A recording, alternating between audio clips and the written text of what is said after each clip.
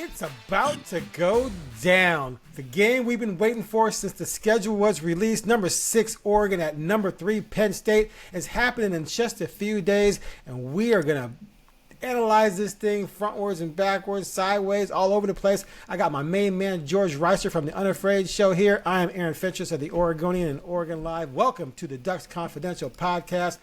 George, we've been waiting for this, man. We've been waiting. It's here. The other day we had to talk about Oregon State game, just get that out of the way. Now it's time. How pumped are you, man? Like, are you jacked for this? I'm excited. Come on.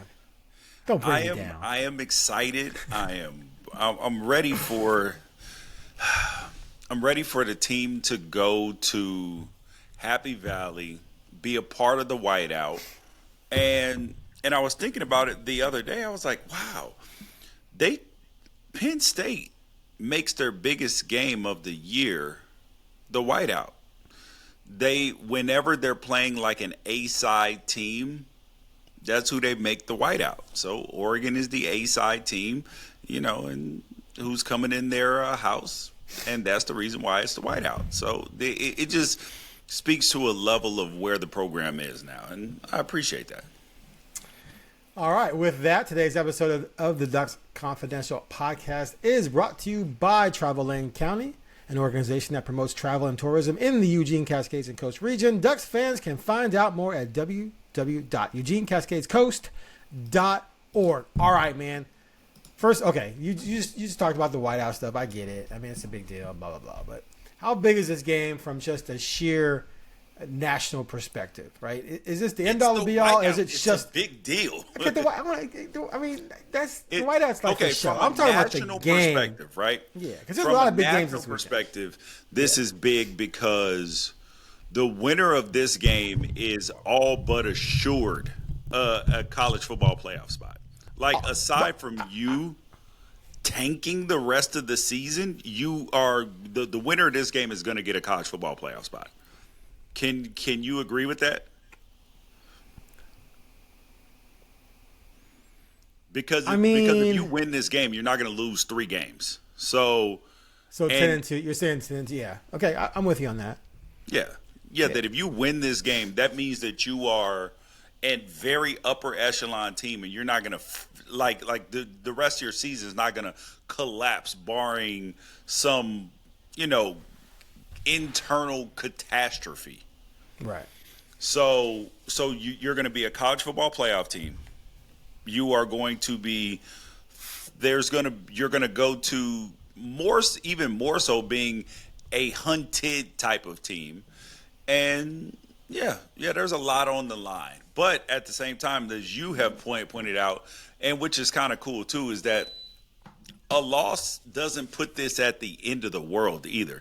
Unless you get, if you get humbled in this game, whether you're Penn State or Oregon, if you get thumped, then it's one of them like, oh wow, like you got to lick your wounds and put it back together. But at the same time, losses are not the worst thing in the whole world. Look at Ohio State last year. Right. The best thing that happened to them was losing to Michigan.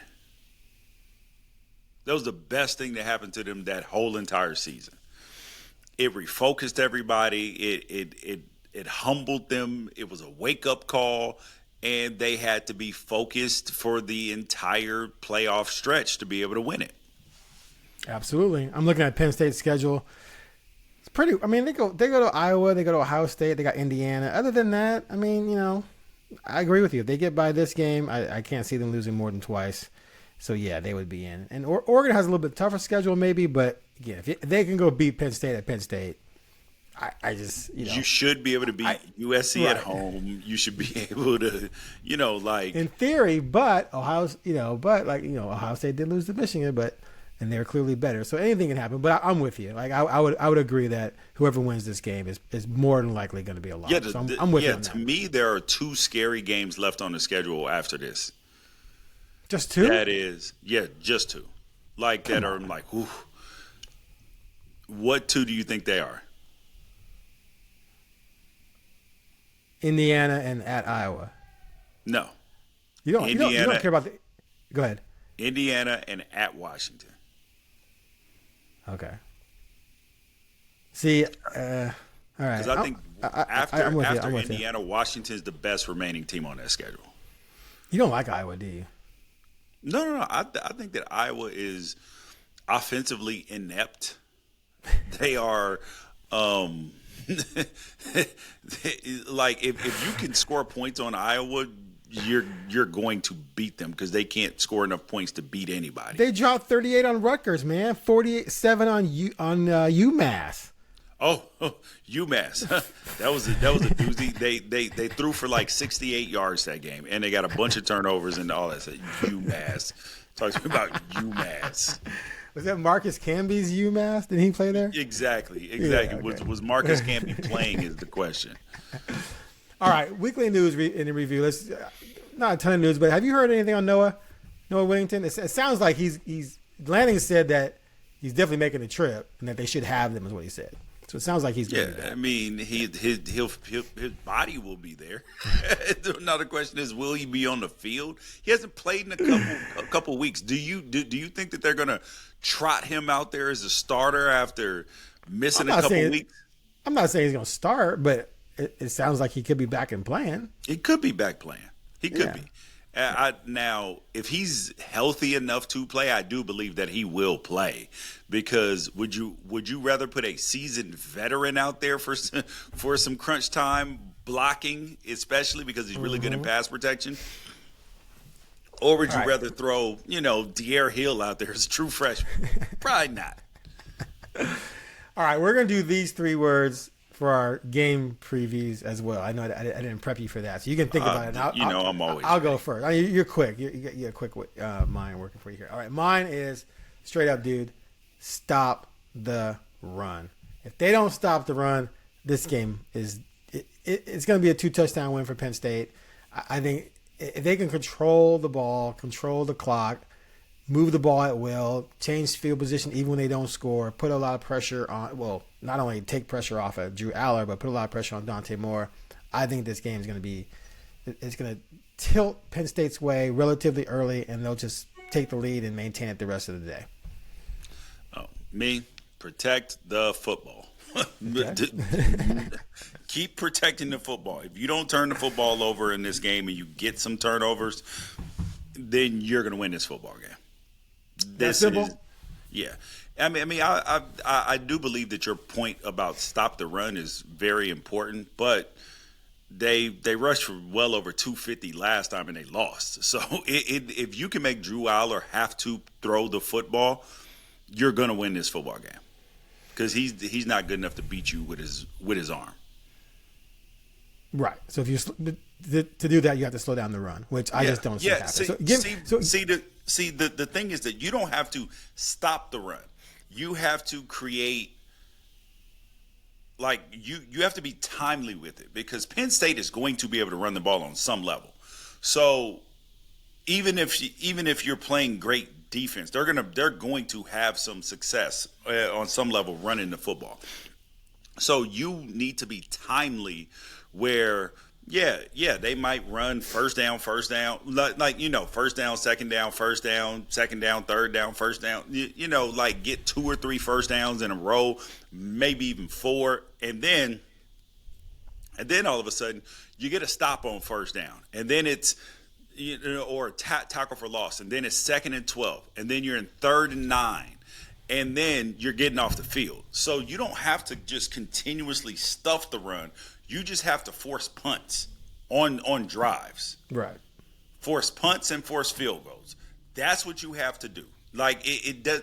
People mistake stopping the run with stuffing it where they can't run. No, right. You just need to be opportunistic to where you are getting them in 3rd and longs at some point in time on drives and then getting off the field.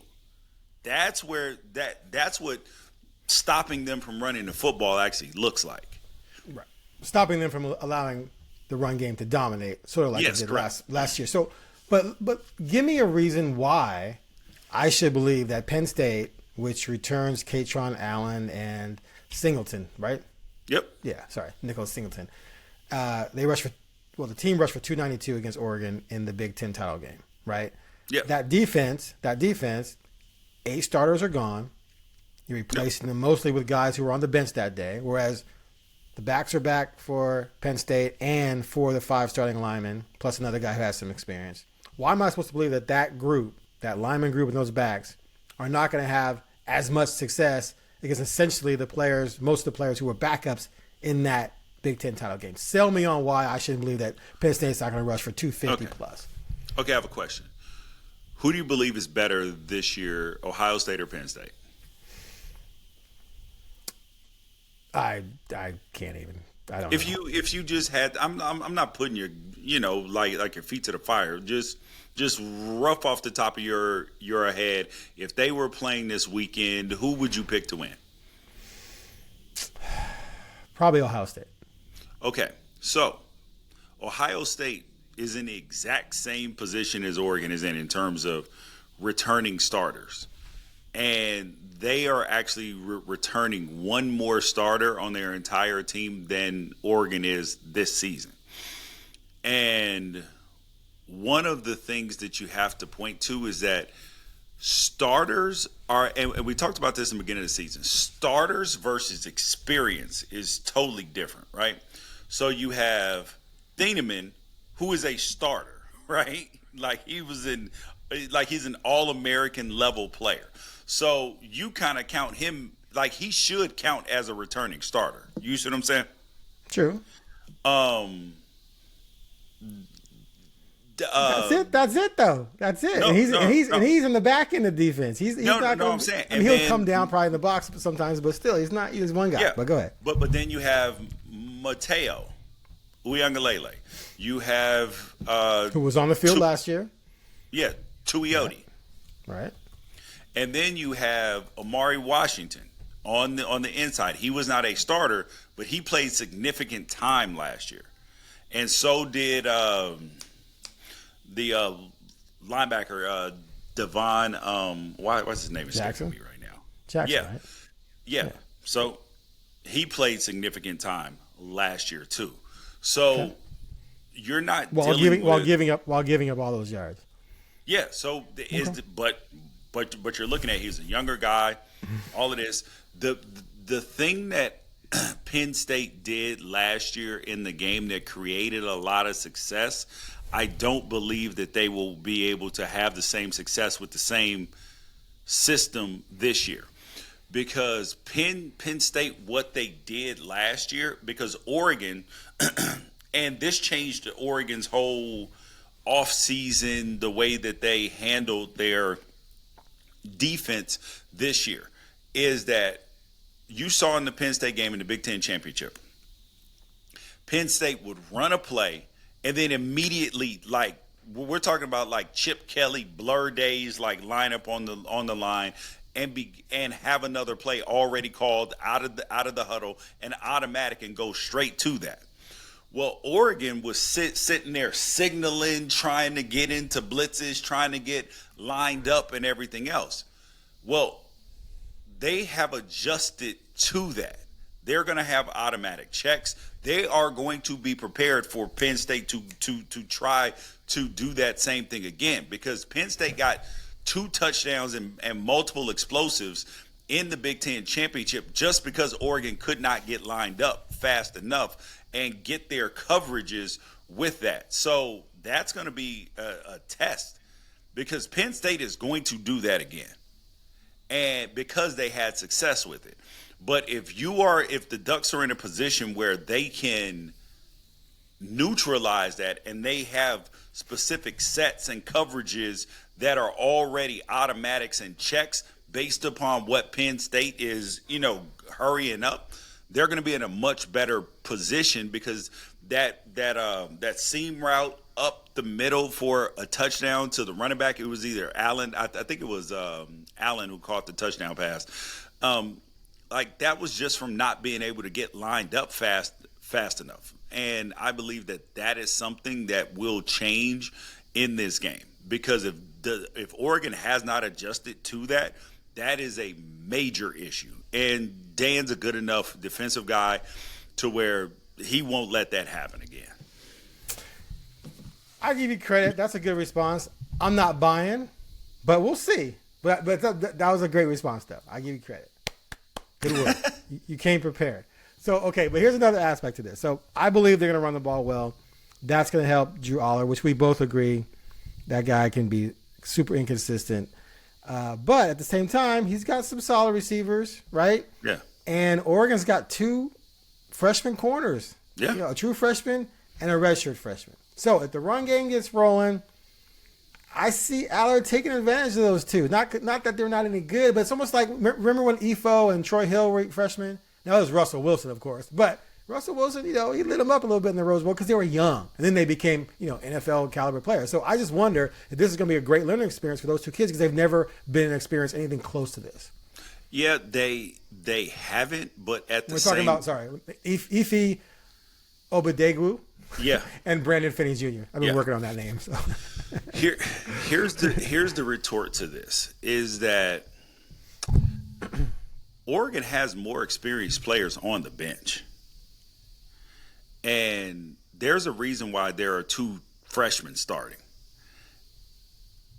They're that good. And I believe that one of them, particularly Finney, that this feels like a oh my gosh, the kid that was at LSU that's at the Texans right now, Stingley. That from all reports that we're dealing with a Stingley and a Gonzalez, and that these are like young studs, and that's why they're starting. Like they're not starting out of it's different when you have freshmen starting out of necessity. Right? Versus when they're just better. Yeah. And obviously the environment could play a factor in things, but I'll ask you this, Aaron, because you are consistent that you believe that Penn State will be able to run the football at a very high level, right? So what is the path in your mind to Penn State winning a football game, this football game, if they don't run the football at a high level? If Penn State doesn't run the football well? Yeah. Oh, they're in trouble. Okay. Unless so you think more the path struggles. to them winning is one that there's really only one path to winning, and that's running the football at a very high level. It's the main path. Well, they need to run the football well to help Aller. And they get that balance going. I think Oregon's in trouble. If they stuff the run and make it difficult, I think you and I agree. Aller probably not going to beat you by himself, right? Unless Oregon's offense falls apart. Like Aller might win, or Penn State might win 23-20 because the offense for Oregon doesn't do well. But we agree that they got to stop the run. Slow it down. I think Oregon has more paths to winning the game than Penn State has to winning the game, because I do believe that there's a world where Dante Moore has a really good game, because the kid's so talented that and if he's ready like some people think he is, and he goes in there and and lights it up, like there's a path there. There's a path where Oregon runs the ball well and stuffs the run and gets turnovers. Like there's a path there. There's a special teams path. Like there's a path. There's multiple paths to winning, but I do believe that you're right in that the path to Penn State winning, it is running the football. It is either running the football at a very high level or getting some turnovers, and that those are the 2 paths. But getting turnovers is pretty much the path to everybody winning. So it doesn't feel like it's unique to them. Okay, so let's get to Oregon's offense. So I see them being okay. I don't think they're going to have a great day. I think this is going to be the game where you walk out of it and they're going to be saying, we made this mistake, we made that mistake, we're going to learn from this, we're going to learn from that. And it's going to be something that could catapult them to being better down the road. But nothing's impossible. But I just don't buy them walking into this situation and with all this newness and all these people who've never, done anything at this high of a level, had any real success, aside from maybe a handful of guys. Just magically it's just going to happen against a more experienced team that's more battle tested. Mathematically, the math says it's not going to happen. How much do you put in the James Franklin booty hole?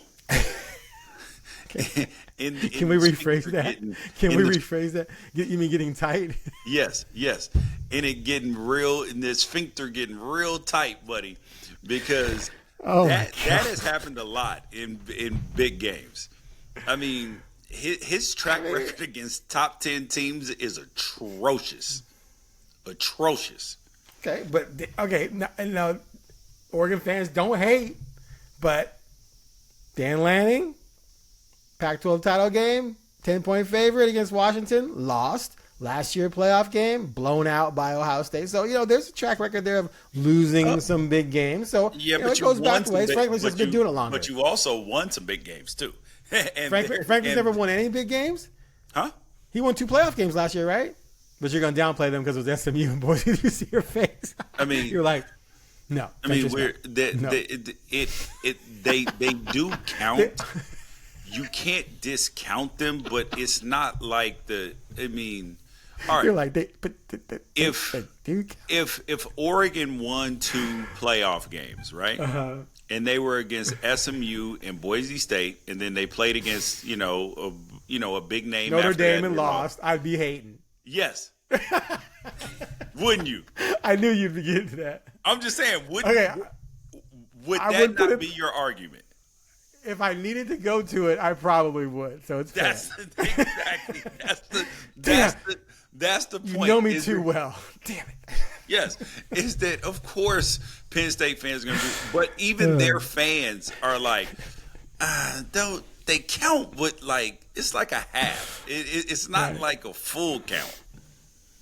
Okay, fair enough. Your face on that was precious. I saw you just like, no, I'm not letting them get away with this. Yeah. All right. So I made this point on Talking Duck. So Marcus Mario that first year came out like gangbusters. He had a game at USC where he lit it up along with Kenyon Barner, 4 touchdown passes. Then the next week, 6 touchdown passes against Cal. I think they were 9-0. And then, bam, Stanford smacked him in the mouth, won 17-14 at Autzen. Marcus was not very good that day. Stanford the defense was amazing. And he had to learn from that. Yep. And so, to me, this is going to be that moment for Dante. Not that he can't be great, but that he's got to go through something. He went through some stuff. This year, this is different. Is it possible? I mean, is there a world where, because I believe, right, and life has taught me that people have to go through adversity, whether it's on the front end, the middle, the back end, and sometimes that's not your only adversity, right? Is it possible that going to UCLA, starting as a true freshman when he was not ready, his mom getting cancer, that getting a cancer diagnosis the same year, that all of these things, and then playing poorly, getting embarrassed, all of those things, could that have been his adversity already? Yes, absolutely. No, that's huge. That's huge for him. But you still have to. There's still levels to this, right? This is at Penn State, right? And could the adversity be a bad first half, and then you find a way to come out and win the second half? That's the point. Is that you can be right about this and still be wrong about it at the same time. Is that yes, there may be some adversity. I mean, there's going to be adversity in this game, likely, right? Unless it's a 63-10 like Illinois and Indiana. You're going to run up into some adversity, even if you go undefeated. Think about the Georgia when they won the national championship. The last time they damn near lost to Kentucky that season. That's right. When Oregon almost lost to Wisconsin last year. Yes, like you're going to run up against it at some point in time. It could be the Penn State game. It could be the Iowa game. It could be Indiana. It could be USC. It could be Washington. There is some point that your back is going to be up against the wall, and what are you going to do? So it could be this game, it could be another game, but there are going to be not just 1 point, but probably multiple points. If you have a team that's going to the playoffs, and if you win a national championship, you're going to run up against some of those moments. I mean, Ohio State ran up against it at Oregon, then Michigan, and then in the national title game on that last drive. Like, they ran up against it multiple times, and they had to just. I mean, they didn't find a way twice, but when it mattered the most, they found a way. So yes, there's going to be adversity. It's just a matter of, can you overcome that adversity at the proper times? Okay. We will see what young Dante Because Moore here's has in the store. thing. I don't need we don't need Oregon to be playing their best football right now. No. Just walk out of there with a win, even if it's ugly. It can be 9-6 for all I care. It can be 6-3. Be one of them Alabama LSU games. I don't give a damn. Walk out of there with the win, and then be like, "Oh, we got work to do." That's ideal. Because if you go in there and you tear the cover off of them, Lord have mercy. You will have Oregon ranked as the number 1 team in the country next week if you go tear a hole in Penn State this week. And if Moore has a great day, he'll be the Heisman favorite. Yep. Yeah, especially because John Mateer's Heisman candidacy is over now. No, it is. He's out. He's having surgery now. Yeah. Yeah. So that's done. All right. Okay. Another thing. Oregon's running game. It worries me just a little. I don't think it's remotely going to be special this year. I think it's going to be solid, good, okay. But I worry that if they're not able to answer the call and run the ball, maybe not to the level of Penn State, but at least be effective, that's going to place even more pressure on Dante Moore that he's not going to be able to respond to in this environment. But do you feel that Oregon can get the running game going? Because last year, that was huge for them last year. They rushed for close to 200 yards last year against Penn State. No, Jordan James had 20 for 90. 20 for 87, 2 touchdowns, longer 12, 4.4 average. Noah Whittington had 15 for 82, longer 26, 5.5 average. And then Dylan Gabriel had another 6 for 17. So, yeah, if they can run the ball with at least the adequacy as they did last year, they'll be fine. But can they? Will they? Will you pause? You don't know. You're not sure. Let's hope. See, gotcha. I got you one time. No, dude, I got you one time. I am. That is the one thing that I have expressed. The one thing I've expressed concern about this year so far has been the run game a little bit. Right. I haven't had trouble with the pass game at all. I think they've only given up 1 sack and very few pressures this whole entire season. So I'm not necessarily concerned about the pass game because when you came into the season, Evan Stewart was out. You don't know what you're getting out of DeCorian Moore because he's a true freshman. You got Gary Bryant Jr., Malik Benson from Florida State. You're not sure what you're getting out of this wide receiver core. That was looked at the weak spot. They look pretty good so far. But now the biggest question is the running game and the running backs. Like you would like ideally to have some idea, like, can somebody take the requisite amount of carries that you had last year when you had to have, I just said the numbers and then I forgot them. 20 carries for Jordan James, Noah Whittington 15. The most carries anybody has had this whole entire year is Jaden Lamar last week with 12. Right. So, yeah, I'm nervous, I'm scared. There we go. I got you. All right. No. I'm not actually scared. I'm more like, okay. there's okay, George. when you're, okay. Dude, I get nervous like on some level every single week. Like I get little butterflies in my stomach every single week. It's not like I go in there like, we're just gonna roll them. I get a little every week, even against Oklahoma State. But then once the game kicks off, I'm like, yeah, we're gonna win. But that doesn't mean because it's sports. You always account for the Angels in the outfield. You have to always account for the Angels in the outfield because it can happen. Okay, have you seen the mummy shoes? Huh? Have you seen the mummy shoes? I saw the mummy shoes 6 months ago. Oh, did you? Okay. So And the uniforms are going to be electric. Electric. Well, okay. They should be since they're going to be they have some glow in the dark elements as well, right? yeah. Okay, but the question is, are they actually going to glow since they're stadium lights? Like, is there still going to be some kind of is it going to look like it's glowing, but just really fluorescent? When Penn State turns out the lights in their stadium, you will know Oregon is there. Let's just say that. But that's it. Once the game starts, it's not going to truly be glow because the stadium lights are going to, right? Correct. But they do turn out the lights during certain parts of it, and you will know that Oregon is there when the lights go out. Yeah. So it's fun. I mean, I'm not going to knock it, but it's going to be interesting to see how it plays. I'm kind of looking forward to that. Yeah, I mean it's kind of like when they did the color changing cleats.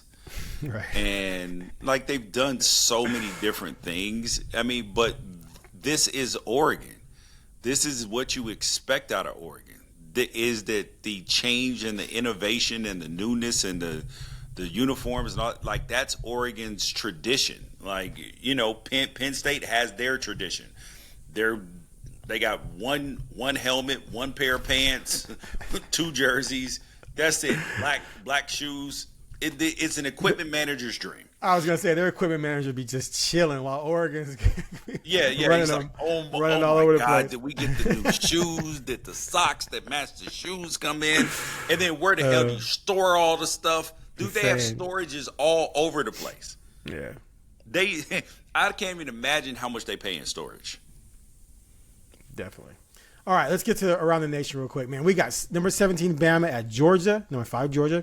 Number 21, USC at number 23, Illinois. Number 1, Ohio State at UW, which I think you said you thought UW might win. Number 4, LSU at number 3, Ole Miss. Number 11, Indiana at Iowa. What a schedule, man. I mean, I very well hope that people didn't schedule weddings over the weekend because Eric Scopel, who works for 24/7, his sister is getting married on Saturday. He's not going to be able to cover the Penn State game. He told me about this in the press box. He's he told his family, schedule the wedding for the bye week between Penn State and Indiana, and somehow they scheduled it for a Penn State week. So I feel bad for Eric. I would be missing the wedding. Happy for his sister. No, it's his sister. He can't miss it. Don't schedule fall weddings. FaceTime in from the stadium. Hey, sis. Congratulations. Do not expect me to be at a fall wedding. Do not. My wife just asked me if I was going somewhere with her on Saturday. I was like, absolutely not. Were you rolling on the floor laughing? Baby, I'm committed to this.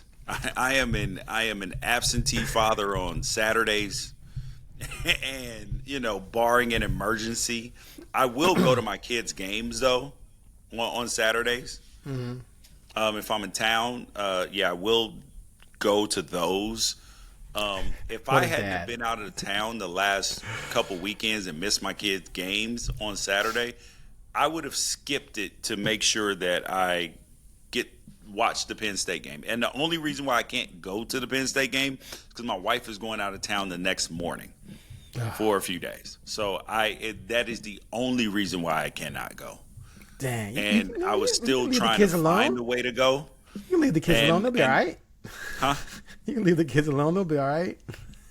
Hey, man, FTK. Who's your oldest? Who's your oldest still at home? FTK. Who's your oldest?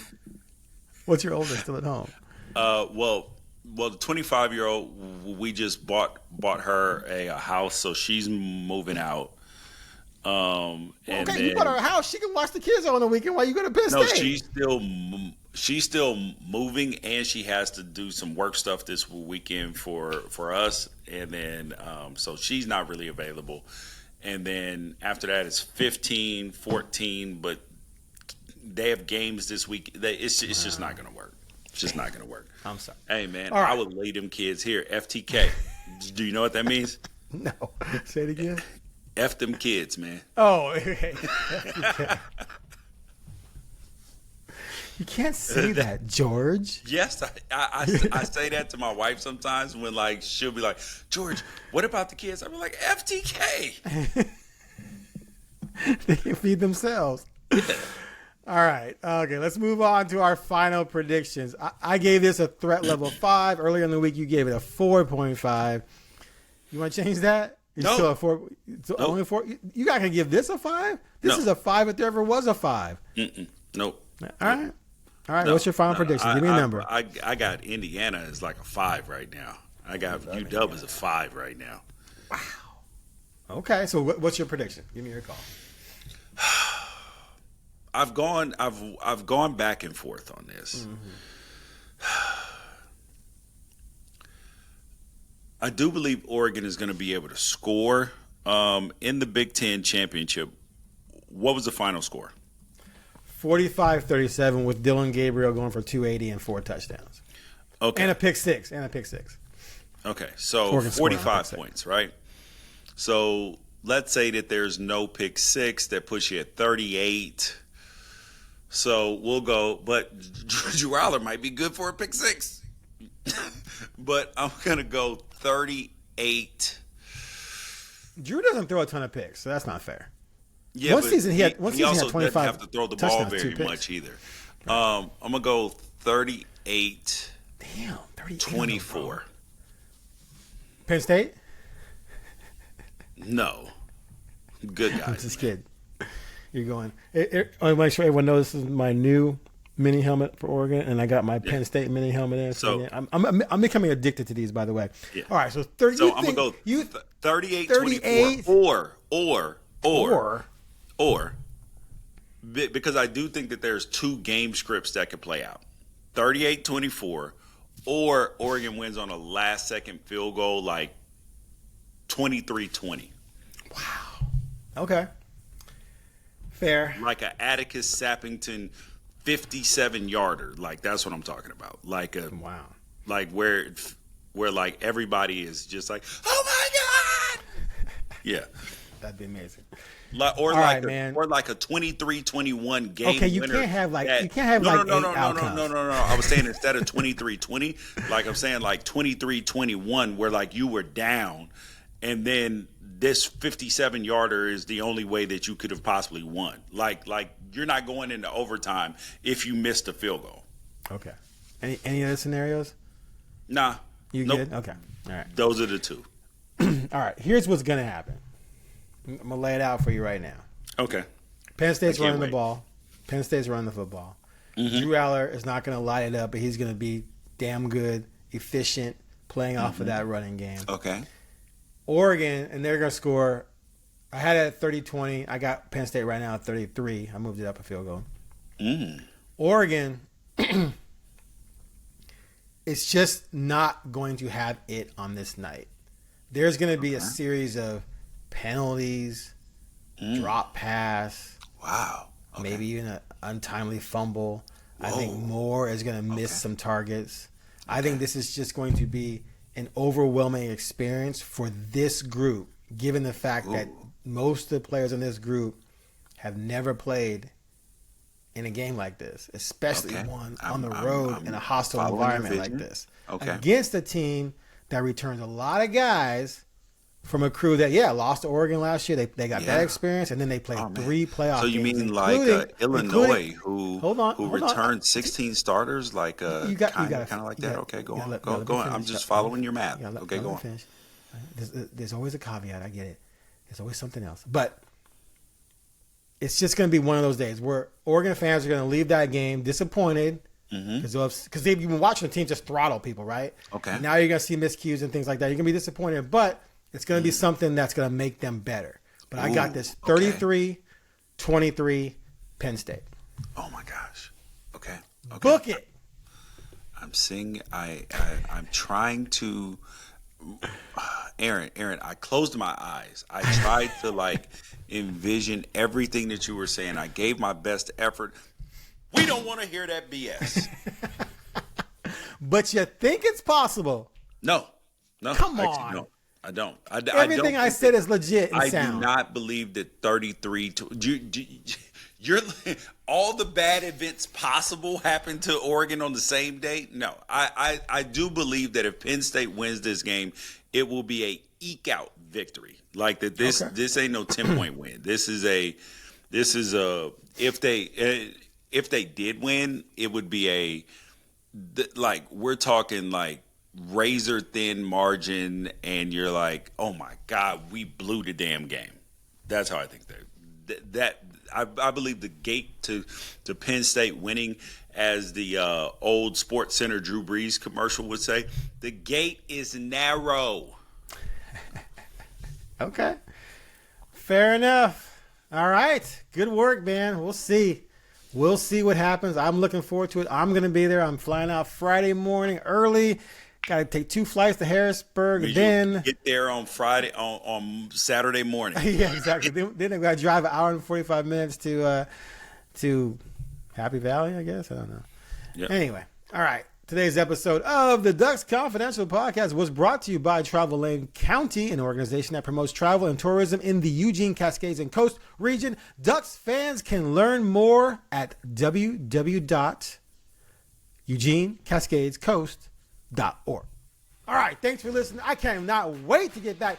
Even if Oregon wins and you give me the business and Newman and Jordan give me the business on Talking Ducks, I can take it. And quite frankly, it'd be cool to watch these Ducks go in there and win that game and be 5-0. I'm not going to lie. So we'll see what happens. All right.